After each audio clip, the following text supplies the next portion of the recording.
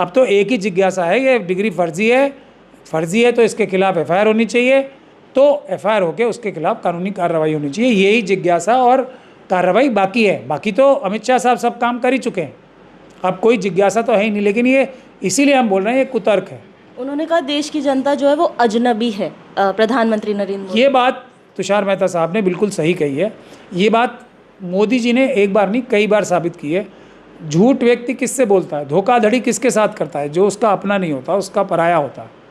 तो इसीलिए मोदी जी ने 2 करोड़ की नौकरी का वादा, पेट्रोल के दाम कम करने का वादा, हर एक को 2022 तक घर देने का वादा, जो 15 लाख का वादा, देश को विश्व गुरु बनाने का वादा, पता नहीं कौन कौन से वादे किए हैं, वो सब झूठे इसलिए हैं। नमस्कार, आप देख रहे हैं द जनता लाइव और मैं हूं खुशबू। इस समय प्राइम मिनिस्टर नरेंद्र मोदी की डिग्री का चर्चा सब जगह है। वो एक पब्लिक इंटरेस्ट टॉपिक बना हुआ है। उसी में दिल्ली हाई कोर्ट ने अपना आदेश दिया है कि प्राइम मिनिस्टर नरेंद्र मोदी की डिग्री को सार्वजनिक नहीं किया जाएगा। और इसी मुद्दे पे आज हमारे साथ सुप्रीम कोर्ट के अधिवक्ता महमूद प्राचा जी मौजूद हैं। इनसे हम बात करेंगे। सर, सबसे पहले इस मुद्दे पर आप अपना पक्ष बताइए। कि हमारा पक्ष इसमें साफ है। ये जो जिस दिशा में कार्य हो रहा था, ये जो हाई कोर्ट की जजमेंट है, इसकी जितनी भी निंदा की जाए, इसकी जितनी भी भर्त्सना की जाए और जिसकी जितनी भी क्रिटिसिज्म की जाए वो कम है, क्योंकि ये कानून और संविधान के विरुद्ध है। सीधी सीधी बात। पहली बात ये है कि आरटीआई एक्ट में कुछ चीज़ों को छोड़ के सभी चीज़ें देने का प्रावधान है, और वो कुछ चीज़ों में देश की सुरक्षा, लॉ एंड ऑर्डर जो है और इन्वेस्टिगेशन के विषय आते हैं, जिनके बारे में आरटीआई जो है अलाउड नहीं है। आरटीआई में डॉक्यूमेंट देना मना है। अब इसमें से कोई भी विषय में जिस विषय को बता के निजता का हनन, फिड्यूशियरी रिलेशनशिप बता के जो ये जजमेंट आई है, वो पूरी तरीके से निराधार है। और ये एक और दूसरी वजह जो है, जो कि लॉजिकल वजह है, जो चीज़ पहले से ही सार्वजनिक है उसको निजता का हनन, तो उसका अगर कुछ था भी जो कि बिल्कुल नहीं था कानूनी रूप से भी और लॉजिकल रूप से भी, उसका दोबारा हनन कैसे हो सकता है। जो डिग्रीज़ अमित शाह साहब, जो कि मोदी जी के सबसे क्लोजेस्ट व्यक्ति हैं, और ये नेचुरल सी बात है, ऑब्वियस बात है कि मोदी जी के पास ही होंगी उनकी डिग्रीज। मोदी जी से लेके ही जो डिग्रियों की प्रतियाँ उन्होंने कॉपीज़ पूरे देश दुनिया को दिखाई थी और दी भी थी उसकी कॉपीज़, तो वो अब दोबारा अगर निजता का हनन हुआ तो वो तो 2016 में अमित शाह साहब खुद कर चुके और मोदी जी की इजाज़त से, उन्हीं की परमिशन से कर चुके। तो अब दोबारा कैसे निजता का हनन होगा, वो तो पहले ही हो चुका है अगर कुछ था भी तो। इन दोनों वजह से ये जजमेंट तो गलत है। लेकिन हमारा जो मानना है इसमें कुछ और है।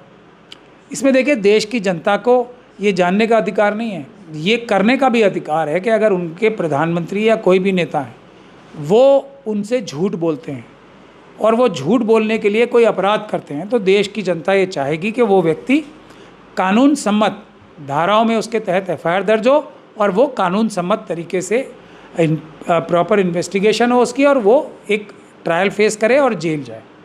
ये कार्रवाई करना देश की जनता, मेरे ख्याल से ये कानूनी रूप से भी उचित है, बाबा साहब के संविधान के रूप से भी उचित है, और यही देश की जनता चाहती है। देश की जनता ने डिग्री तो देख लिया, अब डिग्री को गलत तरीके से प्रयोग करके जो एफिडेविट में लिखा गया उसका अंजाम क्या होता है, पब्लिक और देश की जनता, देश की मालिक, वो देखना चाहती है। सर, चुनाव आयोग जो है, पहले जब एफिडेविट सबमिट होता है तो पहले वो सारी चीज़ों की जांच भी करती होगी, तब भी तो ये सवाल आया होगा। उन्होंने कुछ देखा ही होगा कि ये डिग्री है और जायज़ है, इसी वजह से उन्होंने एफिडेविट एक्सेप्ट भी किया होगा। नहीं, देखिए, इसमें मैं ये कह सकता हूँ कि क्योंकि मैं एक छात्र हूँ चुनाव के कानूनों का भी, कि जो कानून में प्रावधान है, जो एफिडेविट फाइल होता है नामांकन पत्र के साथ किसी भी कैंडिडेट का, उसमें सिर्फ अपनी जो उच्चतम पढ़ाई लिखाई की होती है उसका जिक्र करना होता है, उसकी अपनी उच्चतम डिग्री का जिक्र करना होता है, और किसी डिग्री का जिक्र भी नहीं करना होता।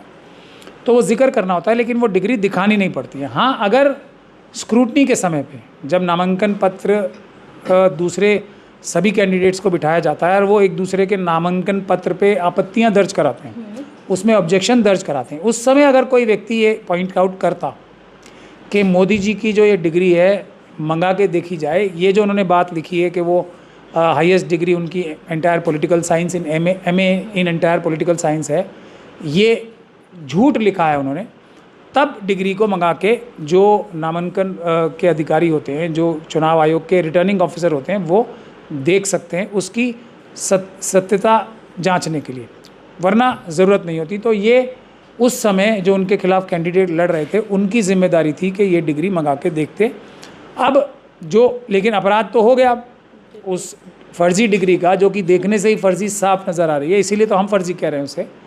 तो उस डिग्री का हम अब क्योंकि प्रयोग किया है मोदी जी ने और उसको अपना एक फ़ायदा उठाने के लिए प्रयोग किया है, नामांकन पत्र में उसका प्रयोग किया है और उसको देख के पब्लिक ने, लोगों ने उनको वोट दिए, ऐसा भी माना जा सकता है। क्योंकि ये सुप्रीम कोर्ट की खुद की जजमेंट है कि लोगों को अपने कैंडिडेट के बारे में जानने का अधिकार है और जानकर उसके बारे में वोट दें या ना दें इसका निर्णय करने का अधिकार है।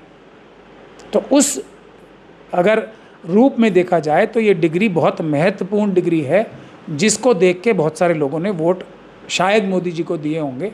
तो उनके साथ तो धोखा हो गया ना। तो इसलिए धोखाधड़ी करने का, फर्जी डिग्री बनाने का और फर्जी डिग्री का प्रयोग करने के लिए मोदी जी के खिलाफ अपराध बनते हैं। उसके लिए एफआईआर दर्ज कराने के लिए हमने आज ऐलान किया भी है कि 10 तारीख तक अगर कोई और व्यक्ति करा देगा तो ठीक है, नहीं तो हम खुद जाके ये काम कराएंगे। सर, राइट टू प्राइवेसी को देखते हुए ये कहा गया है कि हम सार्वजनिक नहीं दिखा सकते, हम जो डिग्री है वो जज साहब को दिखा सकते हैं। तो इस पे क्या कहेंगे कि जज साहब की जो बात है, अगर वो बात दर्शकों तक पहुंचती है, दर्शक मतलब पूरी जनता तक पहुंचती है, तो क्या जनता को जज साहब की बात पे विश्वास नहीं होगा? देखिए, इसमें बात यह है कि डिग्री तो मोदी जी के पास है, तो उसका रिकॉर्ड ही यूनिवर्सिटी को आके दिखा सकती है कि हाँ मोदी जी ने ये इस समय पे डिग्री पास की थी, नहीं की थी, हाँ हमारे पास ये कोर्स होता है या नहीं होता है। यही सिर्फ बात आके बता सकते हैं कि और जो नंबर्स डिग्री के ऊपर लिखे हुए हैं वो जो नंबर लिखे हैं वो हमारे पास उसका काउंटर रिकॉर्ड है या नहीं है, इतना ही आके बता सकते हैं। डिग्री तो कोई कॉलेज और यूनिवर्सिटी के पास नहीं होगी ना, डिग्री तो मोदी जी के पास है। तो फिर भी मैं ये कहना चाहता हूँ एक बार फिर कि ये गलत जजमेंट है और जो लोग इसको निजता की बात बता रहे हैं वो पूरी तरीके से लोगों की आंख में धूल झोंकने का काम कर रहे हैं।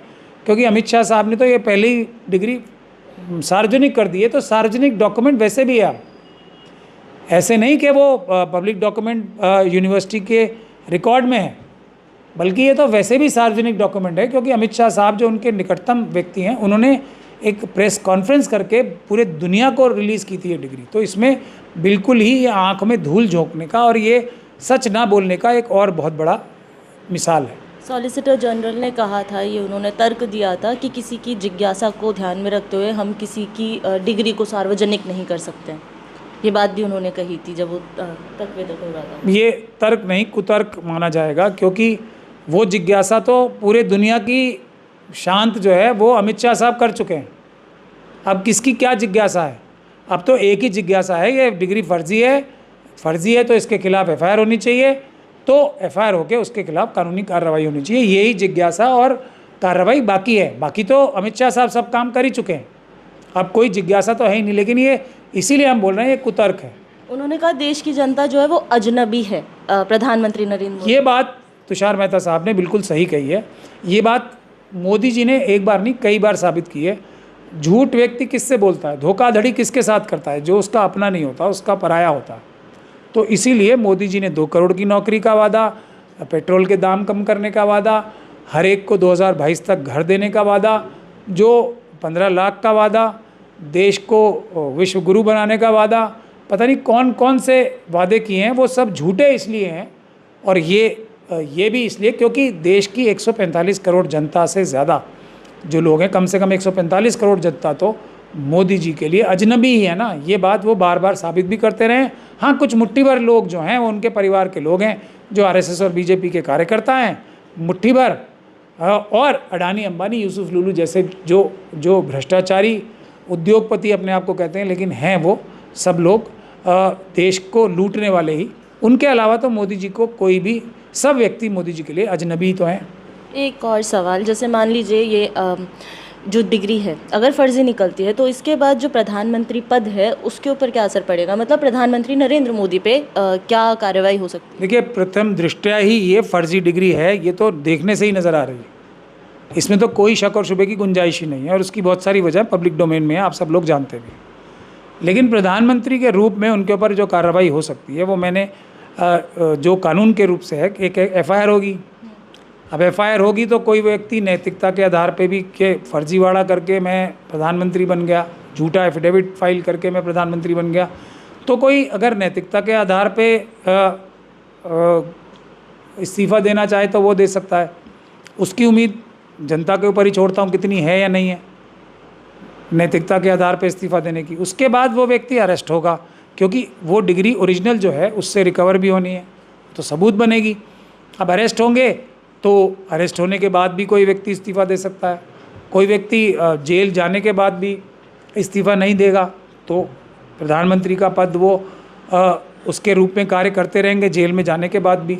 लेकिन जब सज़ा होगी तो सज़ा इसमें 10 साल तक का प्रावधान है। जैसे ही सज़ा होगी और हाई कोर्ट ने अगर उसको सज़ा को स्टे नहीं किया, तुरंत उन्हें पद छोड़ना पड़ेगा, जैसा राहुल जी के साथ हुआ था जब उनको 2 साल की सज़ा हुई थी। आप सब लोगों ने देखा ही है। ये कानूनी प्रक्रिया है जो किसी भी व्यक्ति के साथ लागू होगी। मोदी जी भी कोई कानून से ऊपर तो है नहीं, तो उनके ऊपर भी बाकी लोगों की तरह ये कानूनी प्रक्रिया लागू होगी। ठीक है सर, अब इसके बाद आपका क्या नेक्स्ट स्टेप है? हम 10 तारीख के बाद इस बारे में स्वयं FIR दर्ज कराएंगे अगर कोई और जिम्मेदार व्यक्ति इस पर FIR नहीं करा तो। हमारा यही कहना है। ठीक है, thank you so much sir.